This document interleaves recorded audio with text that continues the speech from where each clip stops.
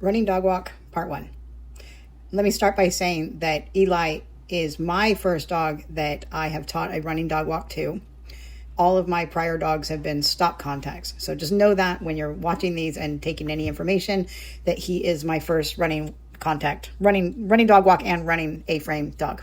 However, my daughter has taught two dogs, one naturally. So when she was young, the dog just naturally ran into the contacts, and it was easier to teach my daughter to keep running than it was to teach my daughter a stop contact. And since her dog naturally ran in, we just went with it. At the time, we did use pool noodles, so like a running hoop over the dog at the contact zone. And over time, she just got into a rhythm and started with some muscle memory. So that was Millie. Then Dottie, Emma, an online working program with Dottie that had some pros and cons to it. I watched Emma go through the online training and audited alongside her. Then I also have audited more like a self-study program of an online contacts class, two of them. One, I liked some of what they did, but I wasn't thrilled with it. And then the other one that I audited, I loved and started researching and doing more and more of what she was doing. And that was Shape Up Agility with Justine Davenport out of Canada. So a lot of the training that you're going to see starts with some of my own thought processes on building in running contacts, some of the stuff that I had researched, but then it builds into following mostly Shape Up Agility and what they in their auditing program. So I only did the online auditing of Shape Up's running dog walk. And I only did round 1 of their Shape Up. I did not go into round 2. And that is mostly, I wanted to work on my own, and I felt that I had a pretty good grasp of it. I wouldn't mind going back in and looking at their running dog walk stuff, but I didn't. So, all right, so let's look at Eli here. So the very first thing that you're going to see is 2 target training. And I started this with the intention of this is how I train my jumping. So my jumping, my tunnels, my tire jump, I utilize a lot of 2 target training. And so I did a host of 2 target training. I would start it and then I would stop and start it and then stop because I didn't want to overwhelm him. And there was just so much to train that every day I picked something different. So I would hit it maybe once, twice a week, and then I'd leave it alone and then I'd come back to it. So this is 11 weeks. And this is the very first session of him doing 2 target training, first without a jump and then with a jump. And then this is 2 weeks later, reintroducing it with a cone. And he picked it up really, really fast. It's a great game. So if you have not played your 2 target game, absolutely start it or refresh it. Then I did 1 session with a platform at 13 weeks. And I only did it more on the side of movement puzzles. So this platform I think is too tall for him, and I only did a short session with this. You can also see that the mat starts to move, so I'm not thrilled with that. But this was the very beginning of his running contact training at 13 weeks. And then I put it on the floor. So same thing, just adding in texture, adding in letting him feel it under his feet, and not really working running contacts as such, but just teaching him that he can guess and be told that he's right.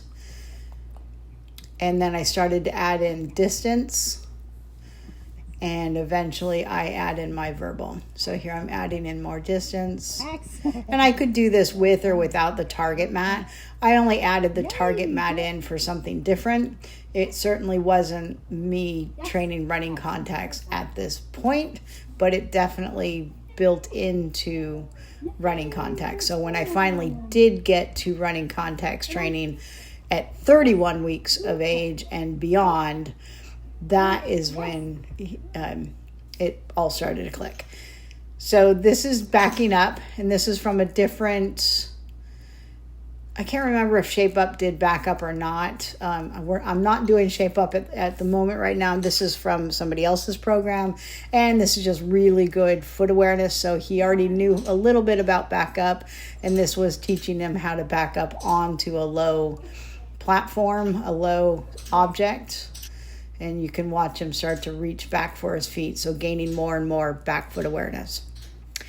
And then this was, again, going on the 2-target training, but this was directing a little bit more towards movement puzzles. So I take this training a little bit further in the movement puzzles. However, I don't go too far into movement puzzles because I didn't like what I was seeing, but I liked the beginnings of it, and then I stopped enjoying it. I started seeing more difficulty in it. What I want you to notice in this training is how he starts to at times put one foot off. All right, so here is more the beginning of, he's in puppy class here, but this was the very, very first start of running contacts training. So the puppy class just introduced it. They didn't go very far into it. But one of the main things that I got from puppy class was watching his last back foot. So as he comes over, starting to train my eye to see his last back foot. And when the cone is there, he does a pretty dang good job of striding over. He does stop every once in a while because we've done a ton of just platform training as well. But I'm very still. I'm not telling him what to do. He's just going back and forth. And I want you to learn to watch his last back foot. So he skipped it there. Hit it but stopped. Nice hit. Nice hit. Nice hit. Hit but stopped, so just resetting him when he does that. Taking a break if he does that a lot. Okay, so he missed that foot. Missed his last back foot on that last one. Stopped. Just reset them. Do it again. Stopped again. Resetting. That was a nice hit. Yes. Nice hit but stopped. Yes. Nice hit. Hit but stopped. Missed with his last foot. Yes. And at this stage of the game, I'm not going to worry too much about missed feet, just taking note of them, trying to train my eye. But eventually I will get picky with him that he needs to hit.